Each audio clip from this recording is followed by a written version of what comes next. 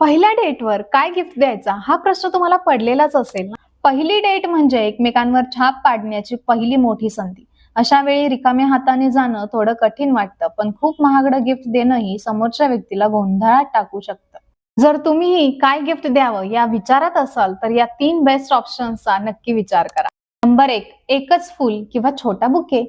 फुले ही नेहमीच ताजेपणा आणि आदराचं प्रतीक असतात. पहिल्याच डेटमध्ये पूर्ण बुके नेण्यापेक्षा एखादं लाल किंवा पिवळ्या रंगाचा गुलाब नेणं जास्त सुंदर वाटतं. यामुळे समोरच्याला ते कॅरी करता येतं.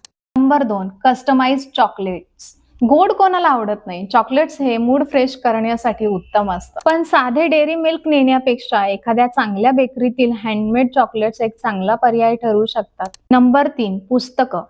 जर तुम्हाला माहिती असेल त्यांना वाचायला आवडतं तर एखादं छोटं पुस्तक किंवा सुंदर डायरी भेट देणं क्लासी वाटतं. गिफ्टची किंमत किती आहे यापेक्षा ते देताना तुमची भावना काय आहे हे जास्त महत्वाचं असतं.